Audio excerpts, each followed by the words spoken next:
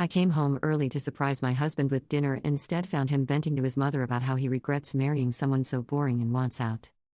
I work as a marketing manager for a mid-sized company and my days are usually pretty long, but yesterday I managed to wrap up my client presentations early and decided to surprise my husband David with his favorite homemade lasagna since we've both been so busy lately and haven't had much quality time together. We've been married for 3 years and I know he's been stressed about his job at the accounting firm, so I thought a nice dinner and maybe a quiet evening together would be exactly what we both needed. I stopped by the grocery store on my way home and picked up all the ingredients plus a bottle of that wine he likes, and I was actually excited thinking about how surprised he'd be when he came home to the smell of his favorite meal cooking, and maybe we could just relax and talk like we used to when we were dating. I got home around 4 p.m., which is way earlier than usual since I normally don't get off work until 6 or 7, and David's car was in the driveway, which was weird because he usually works until at least 5:30. When I pulled up, I could see the living room lights were on and I figured maybe he was sick or had left work early for some reason, but as I was getting the groceries out of my car, I could hear voices coming from inside the house, and I recognized David's voice and what sounded like his mother Linda talking. I thought that was strange because Linda usually calls before she comes over and she lives about an hour away, so it's not like she just drops by casually. I was juggling the grocery bags and trying to get my keys out when I heard David's voice getting louder, and he sounded frustrated or upset about something, so I slowed down because I didn't want to interrupt if they were having some kind of serious conversation. That's when I heard him say something that made my blood run cold. "I just don't know how much longer I can keep pretending Mom. She's so boring and predictable and I feel like I'm dying inside every day I come home to her." I dropped one of the grocery bags and just stood there frozen because there was no way he was talking about me, right? But then Linda responded and said, "Well, honey, you've only been married 3 years. It's not too late to start over if you're really that unhappy." And David goes, "I know, but it's complicated. We have the house and all our finances are tied together and everyone expects us to be this perfect couple, but I just feel trapped. She comes home every night and wants to talk about her day and watch Netflix, and I just sit there thinking about how this is going to be my life forever."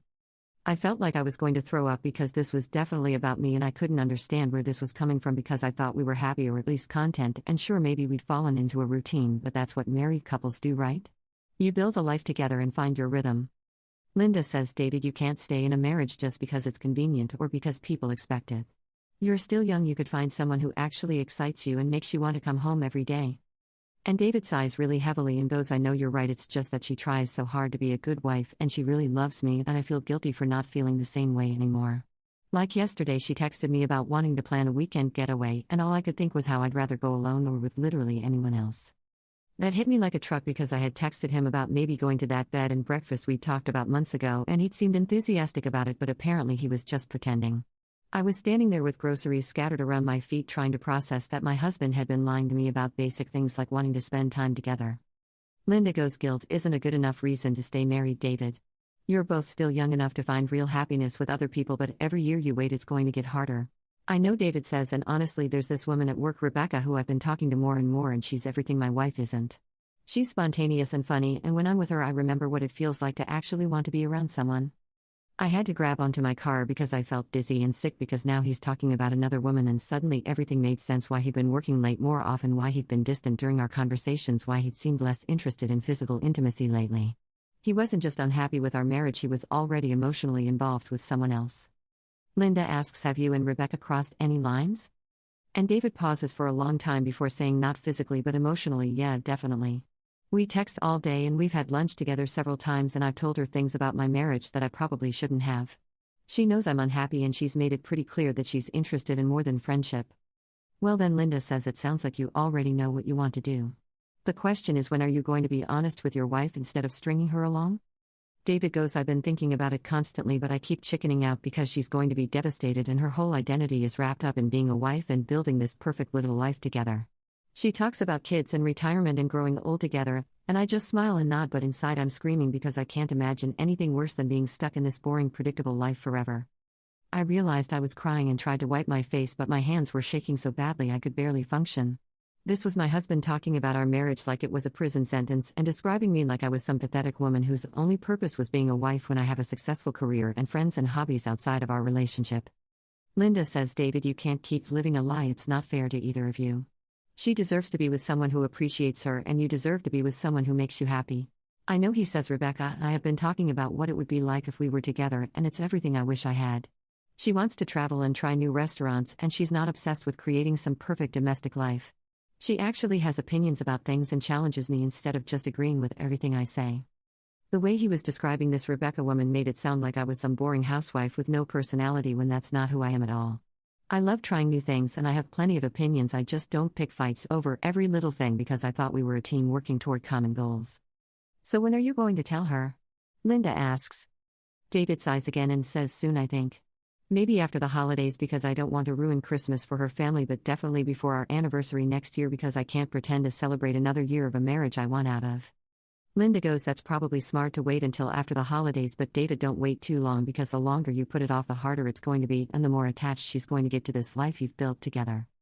Yeah, David says, and honestly Rebecca is starting to get impatient because she wants to make this official and I don't blame her. She's amazing and I don't want to lose her because I'm too much of a coward to end a marriage that's been over for months anyway. I couldn't listen anymore, so I quietly gathered up the groceries that had fallen and got back in my car. I sat there for probably 10 minutes just trying to process what I'd heard before I finally started the engine and drove to my sister's house because I needed someone to tell me I wasn't losing my mind. When I got to Sarah's place, I was crying so hard I could barely talk, and she took one look at me and knew something terrible had happened. I told her everything I'd heard and she was furious and kept saying she never liked David anyway and that she'd always thought he was fake and condescending but hadn't wanted to say anything because I seemed happy. What are you going to do? She asked.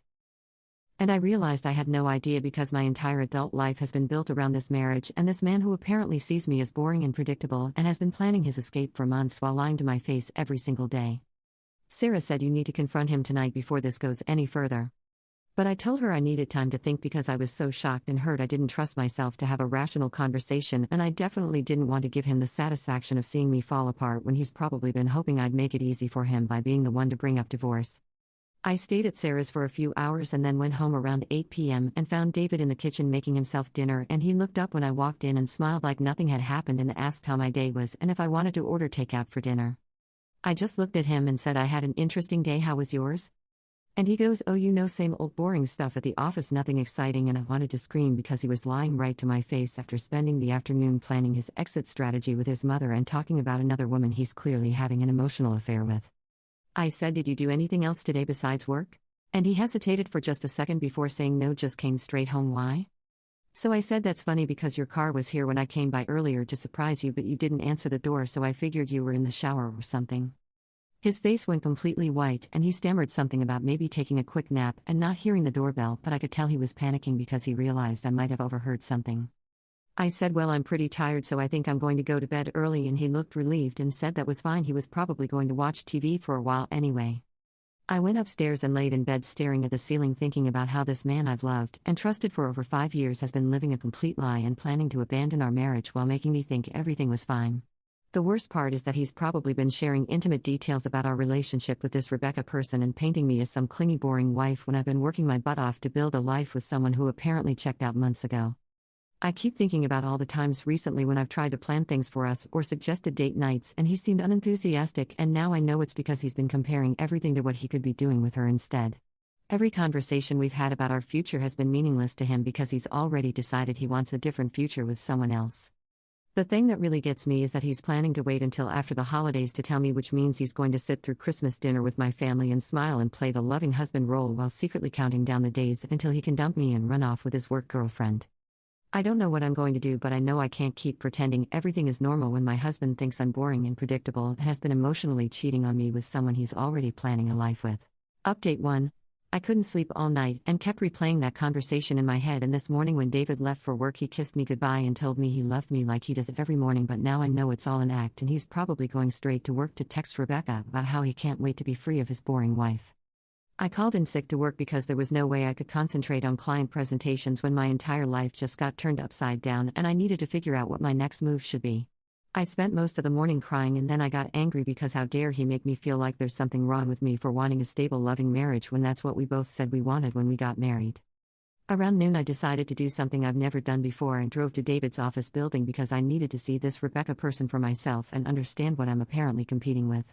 I sat in the parking garage for about an hour feeling like a crazy person, but then I saw David walking toward the elevator with a woman I didn't recognize, and they were laughing about something and he had his hand on her lower back in a way that was definitely not professional.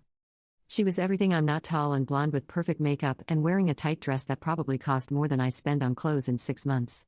She looked like the kind of woman who's never had a boring day in her life, and suddenly I understood why David feels trapped in our quiet domestic routine when he could be with someone who looks like she stepped out of a magazine.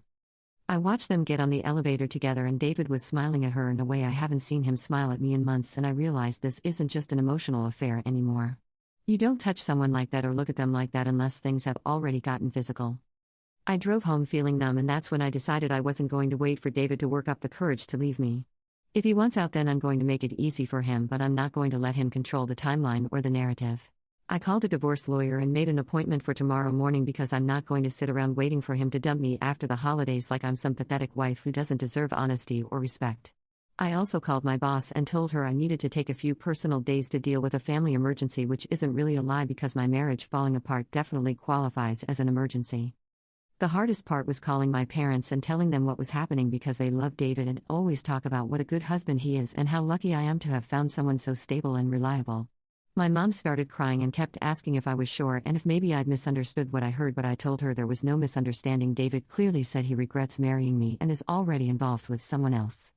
My dad was quiet for a long time, and then he said, "Honey, I'm sorry you're going through this, but if that's how he really feels, then you're better off finding out now before you waste any more years with someone who doesn't appreciate what he has." When David came home tonight, he was in a good mood, which probably means he had a nice day with Rebecca planning their future together while I was having the worst day of my life. He asked what I did today since I wasn't at work, and I told him I wasn't feeling well and spent the day resting. He said, "Well, hopefully you'll feel better tomorrow because I was thinking maybe we could try that new restaurant downtown this weekend." And I just looked at him and thought about how he told his mother yesterday that the idea of going anywhere with me made him miserable, but here he is still pretending to want to spend time with me.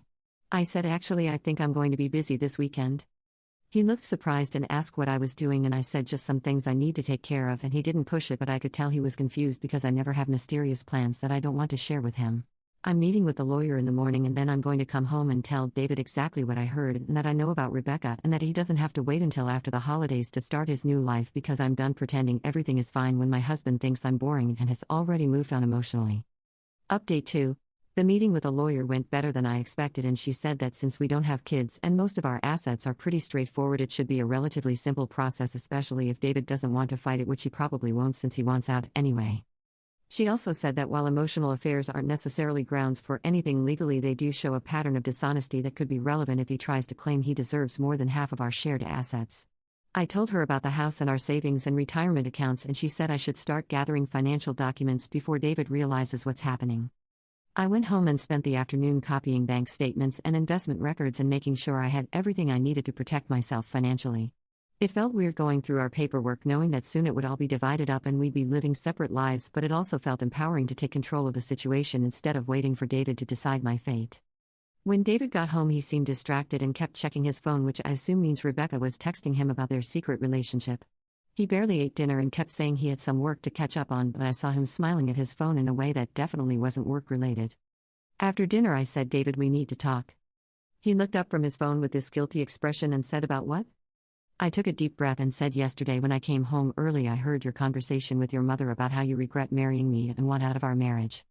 His face went completely white and he started stammering about how I must have misunderstood and that he was just venting about work stress, but I cut him off. "I also heard you talking about Rebecca, how you've been having an emotional affair with her and that you've already planned your whole future together." David put his head in his hands and was quiet for a long time before he finally looked up and said, "I never meant for you to find out like this." "So it's true then," I said. "You really do think I'm boring and you really have been lying to me about wanting to work on our marriage while secretly planning to leave me for your coworker." He tried to explain that it wasn't that simple and that he did care about me, but that he'd fallen out of love and didn't know how to tell me without hurting me, but I told him that lying to me for months and making me think I was crazy for sensing that something was wrong was way more hurtful than just being honest would have been. "When did this start with Rebecca?" I asked. David hesitated and then said, "We started getting close a few months ago just as friends, but it developed into something more, and I realized that what I felt for her was what I thought love was supposed to feel like." "And you didn't think I deserved to know that my husband had fallen for someone else?" He said, "I was trying to figure out how to handle it without destroying your life." "Well, congratulations, David, you've destroyed it anyway, but at least now I don't have to waste any more time trying to save a marriage you checked out of months ago." He started crying and saying that he never wanted to hurt me and that he knew I was a good person who deserved better, but I told him that if he really thought I deserved better, then he would have been honest with me instead of making me feel like I was imagining problems in our marriage. "So what happens now?" he asked. I told him I'd already filed for divorce and that he could move out whenever he wanted to start his new life with Rebecca because I wasn't going to fight for someone who didn't want to be with me. He looked shocked that I'd already taken action and kept saying he thought we could talk through it and maybe try counseling, but I told him there was no point in counseling when he'd already decided he wanted to be with someone else. I'll start looking for a place this weekend, he said. Good, I replied, and David, next time you want to end a marriage, maybe try being honest instead of lying to someone's face for months while you plan your exit strategy behind their back.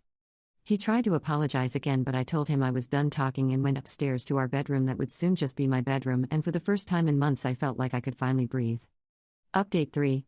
It's been 2 weeks since I confronted David and he moved out last weekend to a furnished apartment across town. The house feels empty but also peaceful without the constant tension of living with someone who was pretending to love me while planning to leave. The divorce paperwork is moving along smoothly and David hasn't tried to fight anything, which confirms that he really did want out and was just too much of a coward to be the one to initiate it. He came by yesterday to get more of his things and he looked guilty and kept trying to make small talk, but I just stayed upstairs until he was done. I found out through a mutual friend that David and Rebecca are already officially together and posting pictures on social media like they're some perfect couple, which is pretty disgusting considering he was married to me less than a month ago, but I guess when you've been planning something for months it's easy to move on quickly. The weird part is that I'm not as devastated as I thought I'd be. Yes, it hurts to know that someone I loved was capable of such deception, but I'm also relieved to be free of a relationship where I was constantly trying to figure out why something felt off without realizing my husband had already emotionally left the marriage. My friends have been amazing and several of them have admitted they never really liked David but didn't want to say anything because I seemed happy. My sister Sarah said she always thought he was fake and that she could tell he thought he was better than everyone around him, which honestly makes me feel better because it means the problem was never me being boring, it was him being a selfish person who wanted something different but was too dishonest to admit it. I've started seeing a therapist to work through the betrayal and she's helped me understand that David's characterization of me as boring and predictable was really just him projecting his own dissatisfaction with his life choices onto me. She said that people who cheat emotionally often rewrite history to make their spouse seem inadequate so they can justify their behavior to themselves. Work has been a good distraction and my boss actually offered me a promotion that would involve traveling more and working with bigger clients, which is ironic because David always complained that I was too focused on my career, but now that focus is paying off in ways that will benefit my new single life. I'm also rediscovering parts of myself that I'd maybe lost during the marriage, not because David was controlling but because I'd focused so much energy on being a good wife that I'd stopped prioritizing my own interests and friendships. I've started taking a pottery class and signed up for a hiking group, and it turns out I'm not boring at all when I'm not trying to accommodate someone who secretly resented everything about our life together. The funniest part is that yesterday I ran into Linda at the grocery store and she had the nerve to try to apologize and say she never meant for things to happen the way they did. I told her that she was David's mother and it was her job to support him, but that she should have encouraged him to be honest with me instead of helping him plan his deception. She said she thought he would eventually work up the courage to tell me himself, and I said, well, he might have if you hadn't been enabling his cowardice and helping him justify treating me like I was the problem when really he just wanted to chase after someone who made him feel young and exciting again. She looked hurt, but I don't really care because she played a role in making one of the worst periods of my life even longer by encouraging David to wait until after the holidays to devastate me. I know I'm going to be fine because I'm the same person I was before David decided I was boring, and I'm realizing that someone who truly loved me would have seen my stability and loyalty as strengths, not weaknesses. Rebecca can have him and his wandering eye and his tendency to blame other people for his own unhappiness because those qualities that attracted him to her will eventually make him dissatisfied with her too. The divorce should be final in another month and then I can close this chapter completely and start building a life based on what I actually want instead of what I thought would make someone else happy. Sometimes the most devastating truths really are spoken when they think you can't hear them, but sometimes overhearing those truths is exactly what you need to stop wasting your life on someone who doesn't deserve it.